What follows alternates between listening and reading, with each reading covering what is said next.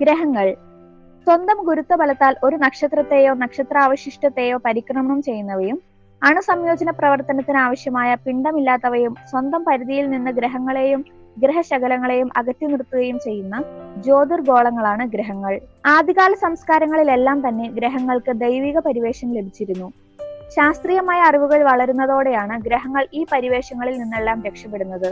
2006 അന്താരാഷ്ട്ര ജ്യോതിശാസ്ത്ര സംഘടന സൗരയൂഥത്തിലെ ഗ്രഹങ്ങൾക്ക് പ്രത്യേക നിർവചനം നൽകുകയുണ്ടായി. ഇതിനെ സ്വീകരിക്കുകയും വിമർശിക്കുകയും ചെയ്തവർ ശാസ്ത്രജ്ഞരുടെ ഇടയിൽ തന്നെയുണ്ട്.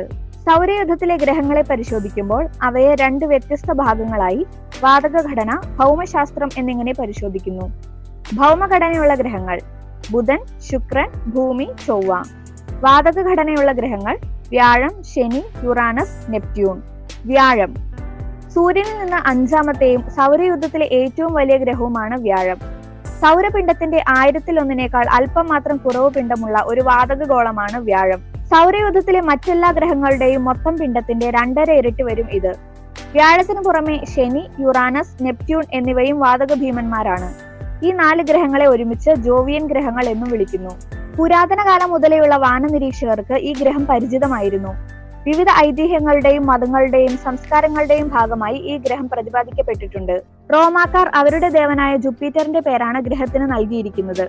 ഭൂമിയിൽ നിന്നും വീക്ഷിക്കുമ്പോൾ പരമാവധി 2.94 ദൃശ്യകാന്തിമാനത്തോടെ വരെ വ്യാഴം ദൃശ്യമാകുന്നു.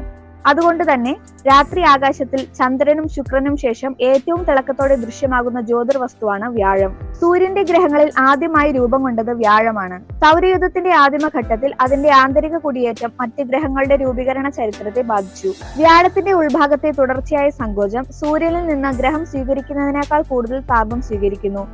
അതിന്റെ ആന്തരിക ഘടനയിൽ ദ്രാവക ലോക ഹൈഡ്രജന്റെ ഒരു പുറം ആവരണവും സാന്ദ്രമായ പദാർത്ഥത്തിന്റെ വ്യാപിക്കുന്ന ആന്തരിക കാമ്പും അടങ്ങിയിരിക്കുന്നതായി വിശ്വസിക്കപ്പെടുന്നു. വ്യാഴത്തിന് ചുറ്റും മങ്ങിയ ഗ്രഹവലയങ്ങളാൽ ചുറ്റപ്പെട്ടിരിക്കുന്നു. കൂടാതെ ശക്തമായ കാന്തിക മണ്ഡലവുമുണ്ട്. സൗരയൂഥത്തിലെ ഹീലിയോസ്ഫിയറിന് ശേഷം ഏറ്റവും വലിയ 2ാമത്തെ അടുത്ത ഘടനയാണിത്. 1610 ഗലീലിയോ ഗലീലി കണ്ടെത്തിയ 4 വലിയ ഉപഗ്രഹങ്ങൾ ഉൾപ്പെടെ അറിയപ്പെടുന്ന 95 ഉപഗ്രഹങ്ങളുടെ ഒരു സംവിധാനമാണ് വ്യാഴം. 1973 മുതൽ വ്യാഴത്തെ 9 റോബോട്ടിക് പേടകങ്ങൾ സന്ദർശിച്ചിട്ടുണ്ട്. ശനി നമ്മുടെ സൗരയൂഥത്തിലെ 2ാമത്തെ വലിയ ഗ്രഹമായ ശനി സൂര്യനിൽ നിന്ന് 6 ഗ്രഹങ്ങളുടെ അകലത്തിലാണ് സ്ഥിതി ചെയ്യുന്നത്. എണ്ണമറ്റ മനോഹരമായ വളയങ്ങൾ കാരണം ശനി ഗ്രഹങ്ങൾക്കിടയിൽ വേറിട്ട് നിൽക്കുന്നു. ഐസും പാറക്കഷ്ണങ്ങളും ചേർന്ന വളയങ്ങളുള്ള മറ്റ് ഗ്രഹങ്ങൾ ഉണ്ടെങ്കിലും ശനിയെ പോലെ ഗംഭീരമോ സങ്കീർണമോ ഒന്നുമില്ല. വ്യാഴത്തെ പോലെയുള്ള വാതക ഭീമനായ ശനി പ്രാഥമികമായി ഹൈഡ്രജനും ഹീലിയവും ചേർന്ന ഒരു വലിയ ഭൂഗോളമാണ്. റോമൻ ദേവന്റെ അരിവാളിനെ സൂചിപ്പിക്കുന്നതാണ് ശനിയുടെ ചിഹ്നം. വലിയ പിണ്ഡമുള്ളത് വഴിയുണ്ടാകുന്ന ഗുരുത്വബലം കാരണം ശനിയിലെ സ്ഥിതി ഭൂമിയോട് താരതമ്യം ചെയ്യപ്പെടുമ്പോൾ വളരെ കഠിനമാണ്. ഇരുമ്പ്, നിക്കൽ, സിലിക്കൺ, ഓക്സിജൻ സംയുക്തങ്ങൾ എന്നിവയാലുള്ള കാമ്പ്, അതിനു ചുറ്റിലുമായി വളരെ ആഴത്തിലുള്ള ലോഹീയ ഹൈഡ്രജൻ, അതിനു പുറമെ ദ്രവീയ ഹൈഡ്രജനാലും ദ്രവീയ ഹീലിയത്താലുമുള്ള മറ്റൊരു പാളി, ഏറ്റവും പുറമെയായി വാതക പാളി. ഇതാണ് ശനിയുടെ ഘടന. ലോഹീയ ഹൈഡ്രജനിൽ സംഭവിക്കുന്ന വൈദ്യുത പ്രവാഹങ്ങൾ വഴിയാണ് ശനിയുടെ കാന്തിക ക്ഷേത്രം നിലനിൽക്കുന്നത് എന്നാണ് മനസ്സിലാക്കപ്പെട്ടിരിക്കുന്നത്. ഇത് ഭൂമിയേക്കാൾ അല്പം ശക്തി കുറഞ്ഞതാണ്. വ്യാഴത്തിന്റെ ഏതാണ്ട് 20-1 മാത്രം ശക്തി. പുറം അന്തരീക്ഷം ഏറെക്കുറെ നിർവികാരമാണെങ്കിലും ദീർഘകാലം നിലനിൽക്കുന്ന സവിശേഷതകൾ പ്രത്യക്ഷപ്പെടാവുന്നതാണ്. കാറ്റുകളുടെ വേഗത മണിക്കൂറിൽ 1800 കിലോമീറ്റർ വരെ ആകാറുണ്ട്. ഇത് വ്യാഴത്തിലേതിനേക്കാൾ വളരെ കൂടുതലാണ്. ശനിക്ക് 9 പൂർണ്ണ വളയങ്ങളും 3 അർദ്ധവളയങ്ങളുമുണ്ട്. ഭാഗവും ഹിമത്താലുള്ള ഇവയിൽ പാറ കഷ്ണങ്ങളും പൊടിപടലങ്ങളും അടങ്ങിയിട്ടുണ്ട്. അറിവിൽ ആകെ 82 ഉപഗ്രഹങ്ങൾ ഈ ഗ്രഹത്തെ പരിക്രമണം ചെയ്യുന്നുണ്ട്. സൗരയൂഥത്തിലെ ഏറ്റവും അധികം ഉപഗ്രഹങ്ങളുള്ള ഗ്രഹം എന്ന റെക്കോർഡ് ശനിക്കാണ്. ശനിയുടെ പുതിയ 20 ഉപഗ്രഹങ്ങളെ കൂടി ഗവേഷകർ കണ്ടെത്തിയിരിക്കുന്നു. മുമ്പ് 1ാം സ്ഥാനം ഉണ്ടായിരുന്ന വ്യാഴത്തിന് 79 ഗ്രഹങ്ങളാണുള്ളത്. US ഗവേഷണ കേന്ദ്രമായ കാർണഗി ഇൻസ്റ്റിറ്റ്യൂഷൻ ഓഫ് സയൻസ് ആണ് ഈ കണ്ടുപിടുത്തത്തിന് പിന്നിൽ. 53 എണ്ണത്തിനും ഔദ്യോഗിക നാമം നൽകപ്പെട്ടിട്ടുണ്ട്. വളയങ്ങളിലുള്ള 100 കണക്കിന് ചെറു ഉപഗ്രഹങ്ങളെ ഇതിൽ ഉൾപ്പെടുത്തിയിട്ടില്ല. ശനിയുടെ ഏറ്റവും വലിയ ഉപഗ്രഹമായ ടൈറ്റൻ വ്യാഴത്തിന്റെ ഗനിമീഡിന് ശേഷം സൗരയൂഥത്തിലെ ഏറ്റവും വലിയ 2ാമത്തെ ഉപഗ്രഹമാണ്. ഇത് ബുധനേക്കാൾ വലിപ്പമുള്ളതും കണക്കിലെടുക്കാവുന്ന തരത്തിലുള്ള അന്തരീക്ഷവുമുള്ള സൗരയൂഥത്തിലെ ഏക ഉപഗ്രഹവുമാണ്. കുറഞ്ഞ സാന്ദ്രത, വേഗത കൂടിയ ഭ്രമണം, ദ്രവീയ അവസ്ഥ എന്നിവ കാരണം ശനി ഒരു ഓബ്ലേറ്റ് ഗോളാഭമാണ്. അതായത് അതിന്റെ ധ്രുവഭാഗം പരന്നിരിക്കുന്നതും മധ്യരേഖാഭാഗം തള്ളി നിൽക്കുന്നതുമാണ്.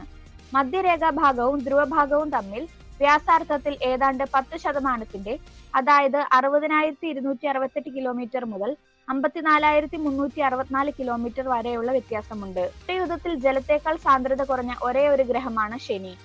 ശനിയുടെ കാമ്പിന് ജലത്തേക്കാൾ സാന്ദ്രതയുണ്ടെങ്കിലും വാതക അന്തരീക്ഷം കാരണമായി മൊത്തത്തിലുള്ള ശരാശരി സാന്ദ്രത 0.69 ഗ്രാം പ്രതി ഘന സെന്റിമീറ്റർ ആണ്. വ്യാഴത്തിന് ഭൂമിയേക്കാൾ 318 മടങ്ങ് പിണ്ഡമുണ്ടെങ്കിൽ ശനിക്ക് 95 മടങ്ങാണുള്ളത്. അതേസമയം വ്യാഴത്തിന് ശനിയേക്കാൾ 20% വലിപ്പ കൂടുതലേ ഉള്ളൂ. ശനിയുടെ അന്തർഘടനയെ പറ്റി നേരിട്ടുള്ള വിവരങ്ങളൊന്നും ലഭ്യമല്ലെങ്കിലും അത് വ്യാഴത്തിന് സമാനമാണെന്ന് അനുമാനിക്കപ്പെടുന്നു. ചെറിയൊരു കാമ്പ് നിലനിൽക്കുന്നുണ്ടെങ്കിലും അതിനു ചുറ്റും ഭൂരിഭാഗവും ഹൈഡ്രജനും ഹീലിയവുമായിരിക്കും. കാമ്പിന്റെ ഘടന ഭൂമിക്ക് സമാനമായിരിക്കുമെങ്കിലും കൂടുതലും സാന്ദ്രമായിരിക്കും. ഇതിനെ പൊതിഞ്ഞ കട്ടിയേറിയ ലോഹീയ ഹൈഡ്രജന്റെ പാളിയാണ്. ശേഷം ദ്രവീയ ഹൈഡ്രജന്റെയും ഹീലിയത്തിന്റെയും പാളിയും പുറമെയായി വാതക അന്തരീക്ഷ പാളി ഏതാണ്ട് 1000 കിലോമീറ്റർ ഉയരം വരെ വ്യാപിച്ചു കിടക്കുന്നു. മറ്റു പല ബാഷ്പ പദാർത്ഥങ്ങളുടെ സാന്നിധ്യവുമുണ്ട്. കാമ്പ് 9 മുതൽ 22 മടങ്ങ് വരെ ഭൗമപിണ്ഡങ്ങൾ വരുമെന്ന് കണക്കാക്കപ്പെട്ടിരിക്കുന്നു. വളരെ തപ്തമായ അന്തർഭാഗമാണ് ശനിക്കുള്ളത്. ഏതാണ്ട് 11,700 ഡിഗ്രി സെൽഷ്യസ് ആണ് കാമ്പിലെ താപനില.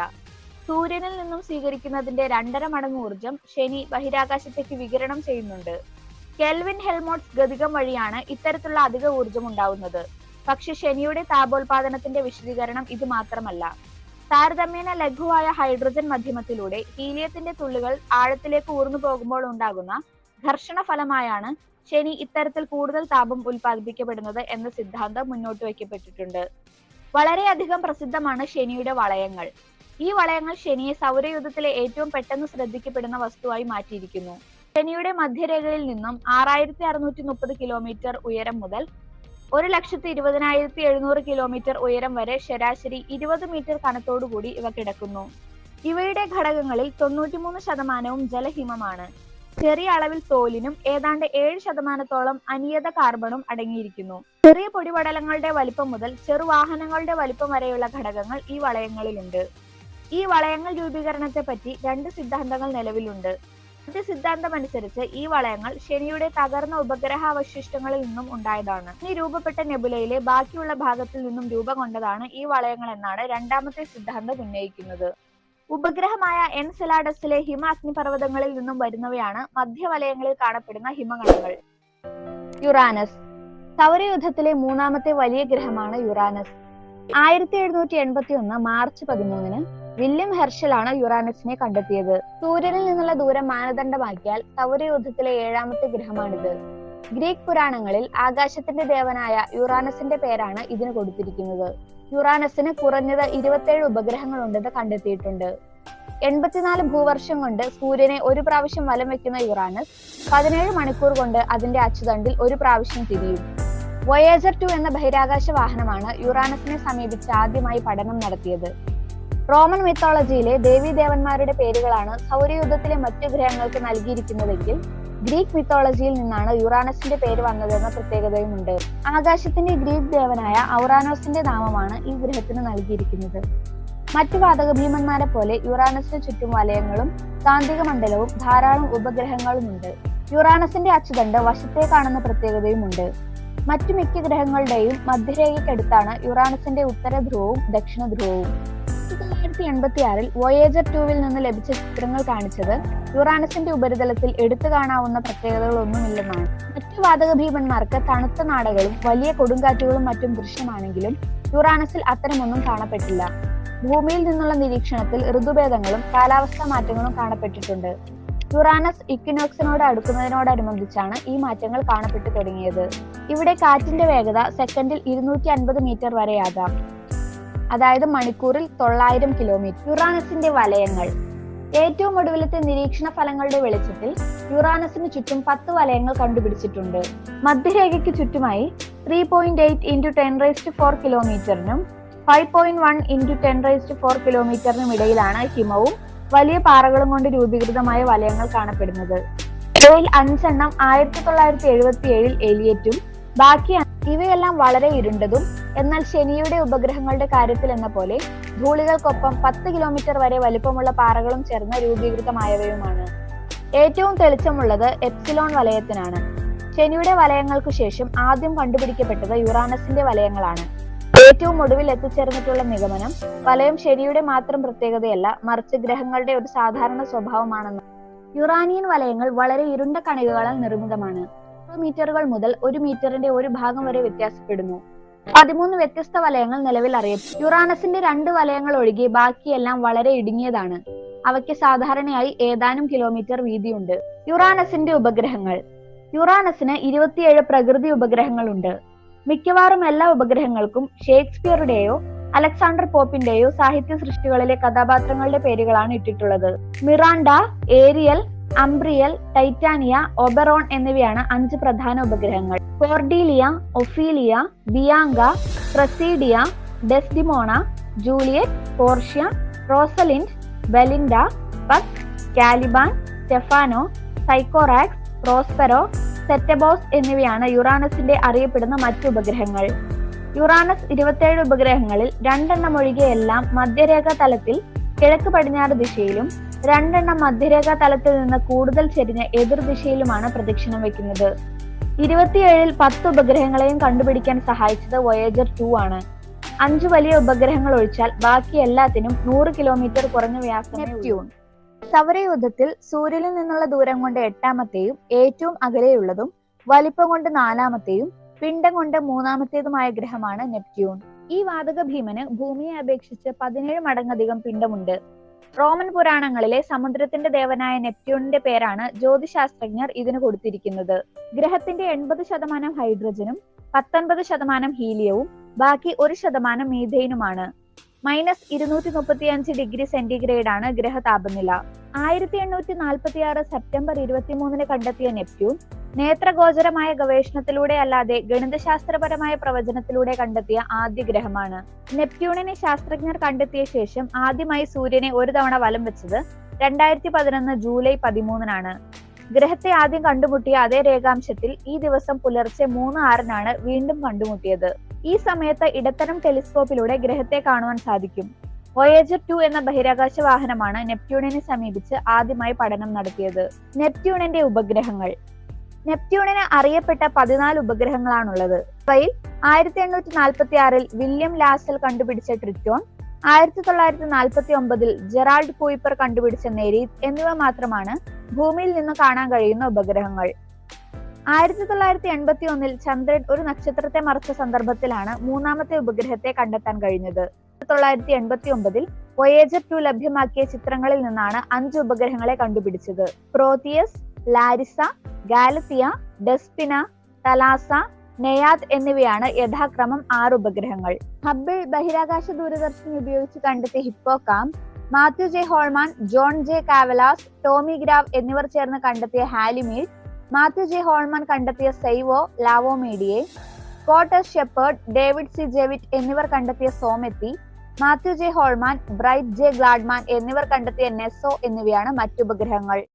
ഭൂമി. സൂര്യനെ ചുറ്റുന്ന 8 ഗ്രഹങ്ങളിൽ സൂര്യനിൽ നിന്നും 3ാമതായി സ്ഥിതി ചെയ്യുന്ന ഗ്രഹമാണ് ഭൂമി. ലോകം എന്ന് നാം വിവക്ഷിക്കുന്നതും ലാറ്റിൻ ഭാഷയിൽ ടെറ എന്നറിയപ്പെടുന്നതും ഭൂമിയെയാണ്. ഗ്രഹങ്ങളിൽ വലിപ്പത്തിൽ 5ാം സ്ഥാനമാണ് ഭൂമിക്ക്. കൂടാതെ സൗരയൂഥത്തിലെ ഏറ്റവും സാന്ദ്രത കൂടിയ ഗ്രഹവുമാണിത്. 71% വെള്ളത്താൽ ചുറ്റപ്പെട്ട ഗ്രഹമായതിനാൽ ഗഗനഗഹനതകളിൽ നിന്ന് കാണുമ്പോൾ ഭൂമിയുടെ നിറം നീലയായി കാണപ്പെടുന്നത് കൊണ്ടാണ് ഇതിനെ നീലഗ്രഹം എന്നും വിശേഷിപ്പിക്കാറുണ്ട്. ലോഹങ്ങളും പാറകളും കൊണ്ട് രൂപപ്പെട്ടിരിക്കുന്ന ഗ്രഹങ്ങളുടെ ഗണത്തിലാണ് ഭൂമി ഉൾപ്പെടുന്നത്. ഭൂമിയുടെ പ്രായം 454 കോടി വർഷമാണെന്ന് കണ്ടെത്തിയിട്ടുണ്ട്. ഗ്രീക്ക് റോമൻ ദേവന്മാരുടെ ഒന്നും പേരില്ലാത്ത സൗരയൂഥത്തിലെ ഒരേയൊരു ഗ്രഹമാണ് ഭൂമി. പ്രപഞ്ചത്തിൽ ജീവൻ നിലനിൽക്കുന്നതായി അറിയുന്ന ഏക ഇടം ഭൂമി മാത്രമാണ്. മനുഷ്യനുൾപ്പെടെ അനേകായിരം ജീവിവർഗങ്ങൾ ഭൂമിയിൽ ജീവിക്കുന്നുണ്ട്. ഇതിന്റെ ഉപരിതലത്തിൽ ജീവൻ പ്രത്യക്ഷമായത് കഴിഞ്ഞ 100 കോടി വർഷങ്ങൾക്കുള്ളിലാണെന്നും അറിയാൻ സാധിച്ചിട്ടുണ്ട്. ജീവൻ രൂപപ്പെട്ടതു മുതൽ ഭൂമിയിലെ ജൈവമണ്ഡലം ഭൗമാന്തരീക്ഷത്തിലും ഇവിടത്തെ അജൈവ വ്യവസ്ഥയിലും വലിയ മാറ്റങ്ങൾക്ക് കാരണമായിട്ടുണ്ട്. എറോബിക് ജീവികളുടെ പെട്ടെന്നുള്ള വർധനയും ഓസോൺ പാളിയുടെ രൂപപ്പെടലും ഇതിൽപ്പെടുന്നു. ഓസോൺ പാളിയും ഭൂമിയുടെ കാന്തമണ്ഡലവും ചേർന്ന് പുറത്തുനിന്നും വരുന്ന ഹാനികരമായ കിരണങ്ങളെ തടയുകയും ഭൂമിയിലെ ജീവന്റെ നിലനിൽപ്പിനെ സഹായിക്കുകയും ചെയ്യുന്നു. ഭൂമിയുടെ ആകൃതിയാണ് ജിയോയിഡ്. മുകൾ ഭാഗം അല്പം പരന്നതും മുൻവശം അല്പം തള്ളി നിൽക്കുന്നതുമായ ആകൃതിയാണ് ജിയോയിഡ്. ഭൂമിയുടെ ഭ്രമണവും പരിക്രമണവും. സൂര്യനും ചന്ദ്രനും ഉൾപ്പെടെയുള്ള ബഹിരാകാശ വസ്തുക്കളുമായി ഭൂമി പ്രതിപ്രവർത്തനങ്ങളിൽ ഏർപ്പെടാറുണ്ട്. നിലവിൽ ഭൂമി അതിന്റെ അച്ചുതണ്ടിൽ സ്വയംഭ്രമണം ചെയ്യുന്നതിന്റെ ഏകദേശം 366.26 മടങ്ങ് സമയദൈർഘ്യം കൊണ്ട് സൂര്യന് ചുറ്റും ഒരു തവണ പരിക്രമണം ചെയ്യുന്നു. ഇതാണ് ഒരു നക്ഷത്ര വർഷം. ഇത് 365.26 സൗരദിനങ്ങൾക്ക് തുല്യമാണ്. പരിക്രമണ തലത്തിന്റെ ലംബവുമായി 23.4 ഡിഗ്രിയുടെ ചെരിവാണ് ഭൂമിയുടെ അച്ചുതണ്ടിനുള്ളത്. ഇത് ഒരു ഉഷ്ണമേഖലാ വർഷത്തിനുള്ളിൽ ഭൂമിയിൽ വ്യത്യസ്ത ഋതുക്കൾക്ക് കാരണമാകുന്നു. ഭൂമിക്ക് പ്രകൃതിയാലുള്ള ഒരേ ഒരു ഉപഗ്രഹം ചന്ദ്രനാണ്. 453 കോടി വർഷങ്ങൾക്ക് മുൻപാണ് അത് ഭൂമിയെ പരിക്രമണം ചെയ്യാൻ ആരംഭിച്ചത്. ചന്ദ്രൻ ഭൂമിയിലെ സമുദ്രങ്ങളിൽ വേലിയേറ്റങ്ങൾക്ക് കാരണമാകുന്നു. അച്ചുതണ്ടിലെ ചെരിവിന് സ്ഥിരത നൽകുന്നു. കൂടാതെ ഗ്രഹത്തിന്റെ ഭ്രമണ വേഗതയെ പതുക്കെ കുറയ്ക്കുകയും ചെയ്യുന്നു. ഇപ്പൊ ഏതാണ്ട് 410-380 കോടി വർഷങ്ങൾക്കിടയിൽ ക്ഷുദ്രഗ്രഹം ഭൂമിയിൽ ഇടിച്ചത് ഉപരിതലത്തിന്റെ വ്യവസ്ഥിതിയിൽ വലിയ മാറ്റം വരുത്തിയിട്ടുണ്ട്. ഗ്രഹത്തിലെ ധാതു സ്രോതസ്സുകളും ജൈവമണ്ഡലത്തിന്റെ ഉൽപ്പന്നങ്ങളും ആഗോളതലത്തിൽ മനുഷ്യ സമൂഹത്തിന്റെ നിലനിൽപ്പിന് ആവശ്യമായ സ്രോതസ്സുകൾ പ്രദാനം ചെയ്യുന്നു. വ്യത്യസ്ത മനുഷ്യ സംസ്കാരങ്ങൾ ഭൂമിയെക്കുറിച്ച് വ്യത്യസ്ത തരത്തിലുള്ള കാഴ്ചപ്പാടുകൾ വികസിപ്പിച്ചെടുത്തിട്ടുണ്ട്. ഭൂമിയെ ദൈവമായി കാണുക, ഭൂമി പരന്നതാണെന്നുള്ള വിശ്വാസം, പ്രപഞ്ചത്തിന്റെ കേന്ദ്രമാണ് ഭൂമി എന്ന വിശ്വാസം എന്നിവ കൂടാതെ ഒരു മേൽനോട്ടക്കാരൻ ആവശ്യമുള്ള സംയോജിത വ്യവസ്ഥിതിയാണ് ലോകം എന്ന ആധുനിക കാഴ്ചപ്പാടുമെല്ലാം ഇവയിൽ പെടുന്നു. ഭൂമിയുടെ ഘടന. ത്തിൽ ഭൂമി ഒരു ഏകീകൃത ഖരരൂപമായി കണക്കാക്കപ്പെട്ടിരുന്നുവെങ്കിലും അതിൽ വ്യത്യസ്ത കേന്ദ്രീകൃത ഷെല്ലുകൾ അടങ്ങിയിരിക്കുന്നു. ഈ ഷെല്ലുകൾ അല്ലെങ്കിൽ പാളികളെ ക്രസ്റ്റ്, മാന്റിൽ, കോർ എന്നിങ്ങനെ 3 ഭാഗങ്ങളായി തിരിച്ചിരിക്കുന്നു. ക്രസ്റ്റ് ഇത് ഭൂമിയുടെ ഉപരിതലത്തിലെ ഏറ്റവും മുകളിലത്തെ പാളിയാണ്. മാത്രമല്ല ഇത് എല്ലാ പാളികളിലും ഏറ്റവും കനം കുറഞ്ഞതുമാണ്. ലിത്തോസ്ഫിയർ എന്നറിയപ്പെടുന്ന പർവ്വതങ്ങൾ, കടൽ, മണ്ണ് എന്നിങ്ങനെ എല്ലാ ജീവജാലങ്ങളും നിലനിൽക്കുന്ന ഒരു സോളിഡ് പാളിയാണിത്. അത് പാറകൾ കൊണ്ടാണ് നിർമ്മിച്ചിരിക്കുന്നത്. പുറന്തോടിന്റെ ആഴം 5-35 കിലോമീറ്റർ വരെയാണ്. സമുദ്ര ഭൂഖണ്ഡാന്തര പ്രദേശങ്ങളിൽ ഭൂമിയുടെ പുറന്തോടിന്റെ കനം വ്യത്യാസപ്പെടുന്നു. കോണ്ടിനെന്റൽ ക്രസ്റ്റിന് ഏകദേശം 35 കിലോമീറ്റർ കനമുണ്ട്. എന്നാൽ സമുദ്ര പുറന്തോടിന്റെ കനം 5 കിലോമീറ്റർ മാത്രമാണ്. കോണ്ടിനെന്റൽ ക്രസ്റ്റിൽ ഭൂരിഭാഗവും അവശിഷ്ടങ്ങളും ഗ്രാനൈറ്റ് പാറകളും അടങ്ങിയിരിക്കുന്നു. അത് ബസാൾട്ട് പാറയ്ക്ക് മുകളിലാണ്. സമുദ്രത്തിന്റെ പുറന്തോടിൽ ബസാൾട്ട് പാറ മാത്രമേ അടങ്ങിയിട്ടുള്ളൂ. കോണ്ടിനെന്റൽ ക്രസ്റ്റിൽ കാണപ്പെടുന്ന പ്രധാന ഘടക ധാതുക്കൾ സിലിക്ക ആൻഡ് അലുമിനിയമാണ്. അതിനാൽ ഇതിനെ സിയാൽ എന്നും വിളിക്കുന്നു. സമുദ്രോപരിതലത്തിൽ പ്രധാനമായും ധാതുക്കൾ സിലിക്ക, മഗ്നീഷ്യം എന്നിവ അടങ്ങിയിരിക്കുന്നു. അതിനാൽ ഇതിനെ സീമ എന്നും വിളിക്കുന്നു. മാന്റിൽ ഇത് ഭൂമിയുടെ ഉപരിതലത്തിന്റെ മധ്യഭാഗത്തെ പാളിയാണ്. ഇത് പുറന്തോടിന് താഴെയാണ്. മാന്റിലിന് ഏകദേശം 2900 കിലോമീറ്റർ ആഴമുണ്ട്. ആവരണത്തിനുള്ളിലെ ചൂട് കാരണം വാർത്തെടുക്കാവുന്ന കനത്തതും ഇടതൂർന്നതുമായ പാറകൾ കൊണ്ടാണ് ഇത് നിർമ്മിച്ചിരിക്കുന്നത്. ഇത് ഈ പാറകളെ അർദ്ധഖര പാളിയായി ഉരുകാൻ കാരണമാകുന്നു. ഇതിന് 2 പാളികളായി തിരിച്ചിട്ടുണ്ട്, അതായത് upper mantle and lower mantle. മുകളിലെ ആവരണത്തിന്റെ കനം 100 മുതൽ 200 കിലോമീറ്റർ വരെയാണ്. ഇത് അസ്തനോസ്ഫിയർ എന്നും അറിയപ്പെടുന്നു. താഴത്തെ ആവരണത്തിന്റെ കനം 660 മുതൽ 2900 കിലോമീറ്റർ വരെ നീളുന്നു. അതിനാൽ ചൂടുള്ള താപനിലയും സാന്ദ്രതയും കാരണം ധാതുക്കളുടെ രൂപീകരണത്തിന് ഇത് അനുയോജ്യമാണ്. ഉരുകിയ സിലിക്ക, മഗ്നീഷ്യം, ഇരുമ്പ് എന്നിവയാണ് ആവരണത്തിലെ പ്രധാന ധാതുക്കൾ. കോർ ഇത് ഭൂമിയുടെ ഉപരിതലത്തിന്റെ ഏറ്റവും അകത്തെ പാളിയാണ്. അത് താഴത്തെ ആവരണത്താൽ മൂടപ്പെട്ടിരിക്കുന്നു. ഇതിനെ ഗ്രഹത്തിന്റെ കേന്ദ്രം എന്നും വിളിക്കുന്നു. ഇത് മറ്റു 2 പാളികളേക്കാൾ ചൂടും സാന്ദ്രതയും ഉള്ളതാണ്. ഇത് കൂടുതലും ഇരുമ്പ്, നിക്കൽ തുടങ്ങിയ ലോഹങ്ങൾ കൊണ്ടാണ് നിർമ്മിച്ചിരിക്കുന്നത്. ഇതിനെ നൈഫ് എന്നും വിളിക്കുന്നു. കോറിന് 2 പാളികളുണ്ട്, അതായത് outer core and inner core. പുറംകാമ്പിന്റെ ആഴം 2900 കിലോമീറ്റർ മുതൽ 5100 കിലോമീറ്റർ വരെയാണ്. ഇരുമ്പും നിക്കലും ദ്രാവകാവസ്ഥയിൽ ഇവിടെ കാണപ്പെടുന്നു. അകക്കാമ്പിന്റെ ആഴം 5100 കിലോമീറ്ററിനും അപ്പുറമാണ്. ഖരാവസ്ഥയിൽ ശുദ്ധമായ ഇരുമ്പും നിക്കലും അടങ്ങിയിരിക്കുന്നു. കാരണം അതിൽ ഏറ്റവും സാന്ദ്രവും ഭാരമേറിയതും ഒതുക്കമുള്ളതുമായ പദാർത്ഥം അടങ്ങിയിരിക്കുന്നു. ദ്രാവക ഇരുമ്പ് അടങ്ങിയ ബാഹ്യകാമ്പിന്റെ ഫലമായി ഒരു ആന്തരിക കാമ്പിന് ചുറ്റും പൊങ്ങിക്കിടക്കുമ്പോൾ ഭൂമിയുടെ കാന്തിക ക്ഷേത്രം രൂപം കൊള്ളുന്നു. ഭൂമിയുടെ രൂപീകരണം. ഭൂമിയുടെയും മറ്റ് ഗ്രഹങ്ങളുടെയും ഉത്ഭവത്തെക്കുറിച്ച് ശാസ്ത്രജ്ഞന്മാരും തത്വചിന്തകന്മാരും നൽകുന്ന നിരവധി സിദ്ധാന്തങ്ങളുണ്ട്. അതിൽ ജനപ്രിയമായ ചില സിദ്ധാന്തങ്ങൾ നോക്കാം. ആദ്യകാല സിദ്ധാന്തങ്ങൾ. നെബുലാർ സിദ്ധാന്തം. ജർമ്മൻ തത്വചിന്തകനായ ഇമ്മാനുവൽ കാന്റാണ് ഈ സിദ്ധാന്തം നൽകിയത്. പിന്നീട് 1796 പിയറി സൈമൺ ലാപ്ലേസ് എന്ന ഗണിതശാസ്ത്രജ്ഞൻ ഇത് പരിഷ്കരിച്ചു. സാവധാനം കറങ്ങുന്ന ഒരു യുവ സൂര്യനുമായി ബന്ധപ്പെട്ട പദാർത്ഥങ്ങളുടെ മേഘത്തിൽ നിന്നാണ് ഗ്രഹങ്ങൾ രൂപപ്പെട്ടതെന്ന് അനുമാനം പറയുന്നു.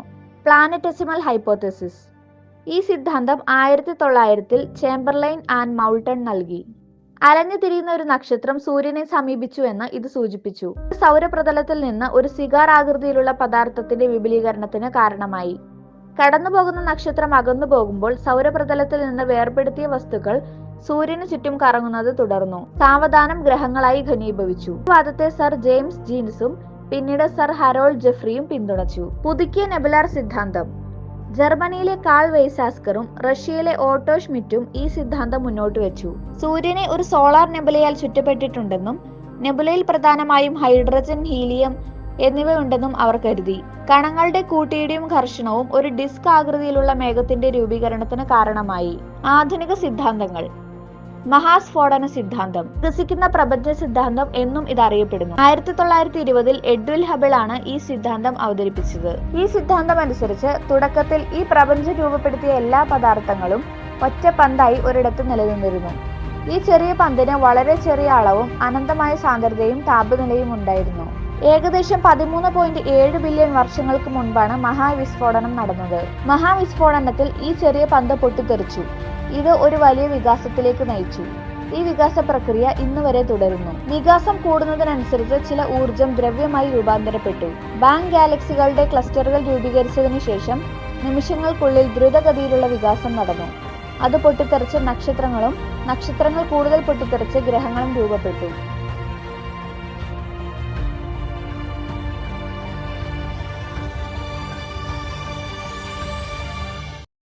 ശുക്രൻ. സൂര്യനിൽ നിന്നുള്ള ദൂരം മാനദണ്ഡമാക്കിയാൽ സൗരയൂഥത്തിലെ രണ്ടാമത്തെ ഗ്രഹമാണ് ശുക്രൻ. 224.7 ഭൗമദിനങ്ങൾ കൊണ്ടാണ് ഈ ഗ്രഹം സൂര്യനെ ഒരു തവണ പരിക്രമണം ചെയ്യുന്നത്. വലിപ്പം കൊണ്ട് 6ാമത്തെ സ്ഥാനമാണ് ശുക്രന്. ഭൂമിയിൽ നിന്ന് നോക്കുമ്പോൾ സൂര്യനും ചന്ദ്രനും കഴിഞ്ഞാൽ ആകാശത്ത് ഏറ്റവും പ്രഭയോടെ കാണുന്ന ജ്യോതിർഗോളം ശുക്രനാണ്. സൂര്യോദയത്തിന് അല്പം മുൻപും സൂര്യാസ്തമയത്തിന് അല്പം ശേഷവുമാണ് ശുക്രൻ ഏറ്റവും തിളക്കമുള്ളതായി കാണപ്പെടുക.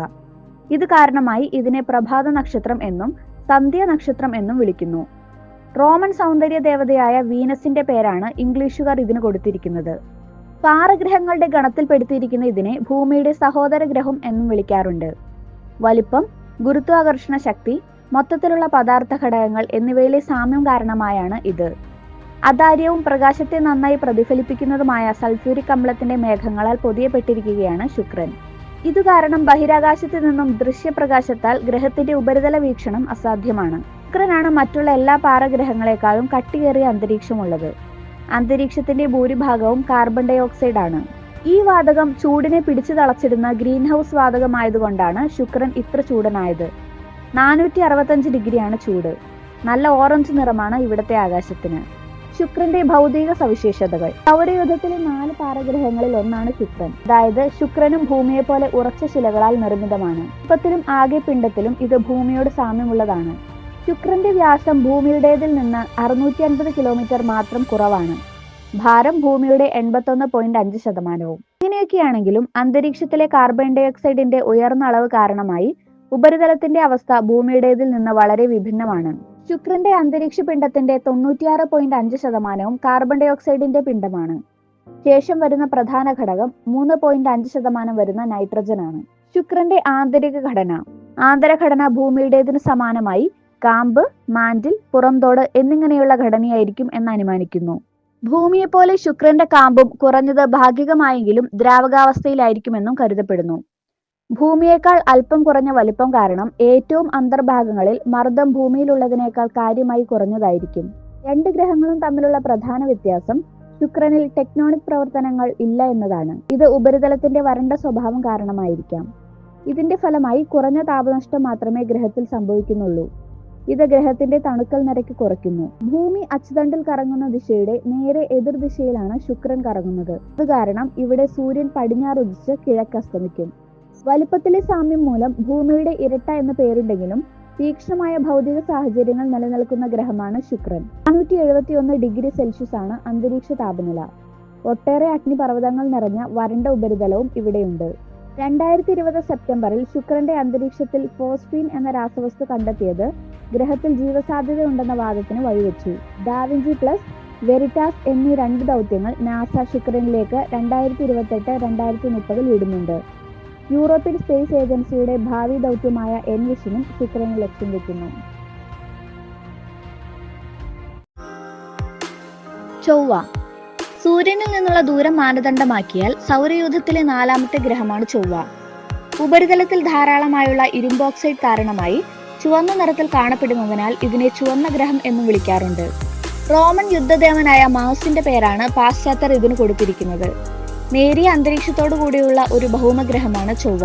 ഉപരിതലത്തിൽ ചന്ദ്രനിലേതുപോലെ ഉൽക്കാഗർത്തങ്ങൾ ഉണ്ടെന്നതിനു പുറമെ അഗ്നിപർവ്വതങ്ങൾ, താഴ്വരകൾ, മരുഭൂമികൾ, ഭൂമിക്ക് സമാനമായി ധ്രുവങ്ങളിൽ മഞ്ഞുപാളികൾ എന്നിവയും കാണപ്പെടുന്നു. പക്ഷേ ടെക്ടോണിക് പ്രവർത്തനങ്ങളുടെ സാന്നിധ്യമില്ലാതെ ഭൂമിശാസ്ത്രപരമായി സജീവമല്ലാത്ത അവസ്ഥയാണ് ചൊവ്വയ്ക്കുള്ളത്. അറിയപ്പെടുന്നതിൽ വെച്ച് സൗരയൂഥത്തിലെ ഏറ്റവും വലിയ പർവ്വതം ചൊവ്വയിലെ ഒളിമ്പസ് മോൺസ് ആണ്. അതുപോലെ ഏറ്റവും വലിയ മലയിടുക്ക് ഈ ഗ്രഹത്തിലെ വാലസ് മറൈനറിസ് ആണ്. ഗ്രഹോപരിതലത്തിന്റെ 40% വരുന്ന ഉത്തരാർദ്ധഗോളത്തിലെ നിരപ്പായ ബൊറീലിസ് തടം ഒരു വലിയ ഉൽക്കാപതനം മൂലമുണ്ടായ ഒന്നാണെന്ന് അനുമാനിക്കപ്പെടുന്നു. ഗ്രഹത്തിന്റെ ഭ്രമണവും ചാക്രികമായ കാലാവസ്ഥാ മാറ്റവും ഭൂമിയിലേതിന് സമാനമാണ്. ചൊവ്വയുടെ ഉപഗ്രഹങ്ങൾ. ഫോബോസ്, ഡീമോസ് എന്നിങ്ങനെ 2 സ്വാഭാവിക ഉപഗ്രഹങ്ങളാണ് ചൊവ്വയ്ക്കുള്ളത്. ഈ ഉപഗ്രഹങ്ങളുടെ ഉൽപ്പത്തിയെക്കുറിച്ച് വ്യക്തമായ വിവരങ്ങൾ അറിയില്ലെങ്കിലും ചൊവ്വ ആകർഷണ വലയത്തിൽപ്പെടുത്തിയ ക്ഷുദ്രഗ്രഹങ്ങളായിരിക്കാമെന്നാണ് അവയുടെ ഘടന സൂചിപ്പിക്കുന്നത്. 1877 അസഫ് ഹാൾ ആണ് 2 ഉപഗ്രഹങ്ങളെയും കണ്ടെത്തിയത്. ഗ്രീക്ക് ഐതിഹ്യത്തിലെ യുദ്ധദേവനായ ഐറിസിനെ പടക്കളത്തിൽ അനുഗമിക്കുന്ന മക്കളായ ഫോബോസ്, ഡീമോസ് എന്നീ കഥാപാത്രങ്ങളുടെ നാമങ്ങളാണ് ഗ്രഹത്തിന് നൽകിയത്. റോമാക്കാർക്ക് ഐറിസ് എന്നാൽ ചൊവ്വാഗ്രഹമാണ്. ഭൂമിയിൽ നിന്നും ചന്ദ്രനെ വീക്ഷിക്കുമ്പോൾ ഉണ്ടാകുന്ന അനുഭവത്തിൽ നിന്നും വളരെ വ്യത്യസ്തമാണ് ചൊവ്വോപരിതലത്തിൽ നിന്നും ഫോബോസും ഡീമോസും കാണപ്പെടുന്നത്. വളരെ പതുക്കെയാണ് ഇത് കിഴക്ക് നിന്നും ഉദിക്കുന്നത്. 30 മണിക്കൂർ മാത്രമാണ് പരിക്രമണ ദൈർഘ്യമെങ്കിലും ചൊവ്വയുടെ ഭ്രമണത്തിന് അല്പം മാത്രം കുറഞ്ഞ രീതിയിൽ പരിക്രമണം ചെയ്യുന്ന ഡീമോസ് പടിഞ്ഞാറ് അസ്തമിക്കാൻ 2.7 ദിവസം എടുക്കുന്നു. ഇത് മുദിക്കാൻ ഇതുപോലെ കൂടുതൽ സമയമെടുക്കുന്നു. ചൊവ്വയുടെ പരിക്രമണവും ഭ്രമണവും. സൂര്യനിൽ നിന്നും ശരാശരി 23 കോടി കിലോമീറ്റർ അകലെയാണ് ചൊവ്വ പരിക്രമണം ചെയ്യുന്നത്. പരിക്രമണ കാലം 687 ഭൗമദിനങ്ങൾക്ക് തുല്യമാണ്. ചൊവ്വയിലെ ഒരു സൗരദിനം ഭൂമിയിലുള്ളതിനേക്കാൾ അല്പം മാത്രം നീളമുള്ളതാണ്. 24 മണിക്കൂറും 39 മിനിറ്റും 35.244 സെക്കൻഡുകളും. ഒരു ചൊവ്വ വർഷം 1.8809 ഭൗമവർഷത്തിന് തുല്യമാണ്. അതായത് ഒരു വർഷവും 320 ദിവസവും 18.2 മണിക്കൂറും. 25.19 ഡിഗ്രിയാണ് ചൊവ്വയുടെ അച്ചുതണ്ടിന്റെ ചെരിവ്. ഇത് ഏതാണ്ട് ഭൂമിയുടെ അച്ചുതണ്ട് ചെരിവിനോട് സമാനമാണ്. അതുകൊണ്ട് തന്നെ വർഷത്തിന്റെ നീളം കൂടുതലായതിനാൽ ദൈർഘ്യം കൂടുതലുണ്ടെങ്കിലും ചൊവ്വയിലെ ഋതുക്കൾ ഭൂമിയിലുള്ളതുപോലെയാണ്. നിലവിൽ ഡീനബാണ് ചൊവ്വയുടെ ഉത്തര ധ്രുവ നക്ഷത്രം. നിലവിൽ പ്രവർത്തന നിരതമായ 5 ബഹിരാകാശ പേടകങ്ങൾ ചൊവ്വയെ വലം വെക്കുന്നുണ്ട്. നാസയുടെ Mars Odyssey, Mars Reconnaissance Orbiter, MAVEN ബഹിരാകാശ പേടകം എന്നിവയും യൂറോപ്യൻ സ്പേസ് ഏജൻസിയുടെ മാർസ് എക്സ്പ്രസും ഇന്ത്യയുടെ പ്രഥമ ചൊവ്വ ദൗത്യമായ മാർസ് ഓർബിറ്റർ മിഷൻ എന്നിവയാണവ. സ്പിരിറ്റ്, ഓപ്പർച്യൂണിറ്റി, ക്യൂരിയോസിറ്റി എന്നീ 3 പര്യവേഷണ വാഹനങ്ങൾ ഉൾപ്പെടെ വിജയിച്ചതും അല്ലാത്തതുമായ ഏതാനും മനുഷ്യനിർമ്മിത വസ്തുക്കളും ചൊവ്വോപരിതലത്തിലുണ്ട്. 2008 ഫീനിക്സ് ലാൻഡർ അതിന്റെ ദൗത്യം പൂർത്തിയാക്കുകയുണ്ടായി. ഇപ്പോൾ പ്രവർത്തനത്തിലില്ലാത്ത നാസയുടെ മാർസ് ഗ്ലോബൽ സർവേയറിൽ നിന്നുള്ള വിവരങ്ങൾ ചൊവ്വയുടെ ദക്ഷിണ ധ്രുവത്തിലെ മഞ്ഞുപാളികൾ കുറഞ്ഞു വരുന്നതായി കാണിക്കുന്നുണ്ടായിരുന്നു. സൗരയൂഥത്തിലെ ഏറ്റവും ചെറുതും സൂര്യനോട് ഏറ്റവും അടുത്ത് കിടക്കുന്നതുമായ ഒരു ഗ്രഹമാണ് ബുധൻ. 87.969 ദിവസങ്ങൾ കൊണ്ടാണ് ബുധൻ സൂര്യനു ചുറ്റും ഒരു പരിക്രമണം പൂർത്തിയാക്കുന്നത്. സൗരയൂഥത്തിലെ മറ്റു ഗ്രഹങ്ങളെ അപേക്ഷിച്ച് ഏറ്റവും ദീർഘവൃത്താകാരമായ പരിക്രമണ പഥം ബുധന്റേതാണ്. അച്ചുതണ്ടിന്റെ ചെരിവ് ഏറ്റവും കുറവും ഇതിനാണ്. സൂര്യനു ചുറ്റും ഏതാണ്ട് 2 പരിക്രമണം ചെയ്യാനെടുക്കുന്ന സമയം കൊണ്ട് ബുധൻ അതിന്റെ അച്ചുതണ്ടിൽ 3 തവണ ഭ്രമണം ചെയ്യുന്നു. പ്രഭാതത്തിലും സന്ധ്യാസമയത്തും മാത്രമേ ബുധനെ നേരിട്ട് നിരീക്ഷിക്കുവാൻ സാധിക്കുകയുള്ളൂ. അല്ലാത്ത അവസരങ്ങളിൽ സൂര്യപ്രഭയിൽ മുങ്ങിപ്പോകുന്നതിനാൽ നേരിട്ടുള്ള നിരീക്ഷണം അസാധ്യമാണ്. സൂര്യഗ്രഹണത്തിന്റെ അവസരങ്ങളിൽ സൗരപ്രഭ കുറയുന്നതിനാൽ ബുധനെ നിരീക്ഷിക്കുക സാധ്യമാണ്. സ്വന്തമായി ഉപഗ്രഹങ്ങളോ അന്തരീക്ഷമോ ഇല്ലാത്ത ഗ്രഹമാണ് ബുധൻ. ആദ്യമായി ബുധനെ നിരീക്ഷിച്ച ബഹിരാകാശ പേടകം മാരിനർ 10 ആണ്. 1974 മുതൽ 1976 വരെയുള്ള കാലയളവിൽ മാരിനർ 10 ബുധനെ സമീപിച്ച് പഠനങ്ങൾ നടത്തുകയും ഈ ഗ്രഹത്തിന്റെ 45% ഭാഗങ്ങൾ മാത്രം പകർത്തുകയും ചെയ്തു. രണ്ടാമതായി ബുധനെ നിരീക്ഷിച്ചത് മെസ്സഞ്ചർ ബഹിരാകാശ പേടകമാണ്. 2008 ജനുവരി 14 നടത്തിയ നിരീക്ഷണത്തിൽ ബാക്കിയുള്ളതിൽ ഏതാണ്ട് 30% ഭാഗങ്ങൾ കൂടി പകർത്തുവാൻ സാധിച്ചു. 2009 സെപ്റ്റംബറിലാണ് മെസ്സഞ്ചർ അവസാനമായി ബുധനെ നിരീക്ഷിച്ചത്. ബുധന്റെ ഉപരിതലം ഉൽക്കാപതനം മൂലമുള്ള നിരവധി ഗർത്തങ്ങൾ കൊണ്ട് നിറഞ്ഞിരിക്കുന്നതിനാൽ ഭൗതികമായി ചന്ദ്രനോടാണ് ബുധന് കൂടുതൽ സാദൃശ്യം. നിരപ്പായ സമതലങ്ങളും ബുധനിൽ കാണപ്പെടുന്നു. ചന്ദ്രനിൽ നിന്നും വ്യത്യസ്തമായി ബുധന് വലിയ ഇരുമ്പിന്റെ കാമ്പുണ്ട്. ഇത് ആ ഗ്രഹത്തിന് ഭൂമിയുടെ 1% വരുന്ന ഒരു കാന്തിക ക്ഷേത്രം സമ്മാനിക്കുന്നു. താരതമ്യേന വലിപ്പമുള്ള കാമ്പുള്ളതിനാൽ തന്നെ സാന്ദ്രത കൂടിയ ഗ്രഹമാണ് ബുധൻ. ഏറ്റവും താപനില കൂടിയ ഭാഗം സൂര്യന് അഭിമുഖമായ ഭാഗവും താപനില കുറഞ്ഞത് ധ്രുവങ്ങൾക്കടുത്തുള്ള ഗർത്തങ്ങളുടെ അടിത്തട്ടുമാണ്. ഭാരതീയർ ഈ ഗ്രഹത്തിന് ചന്ദ്രന്റെ പുത്രനായ ബുധന്റെ പേരാണ് കൊടുത്തിരിക്കുന്നത്. റോമാക്കാർ വാണിജ്യ വാഗ്ദേവനായ മെർക്കുറിയുടെ പേരും. ഇത് തന്നെയാണ് ഇംഗ്ലീഷുകാരും പിന്തുടരുന്നത്.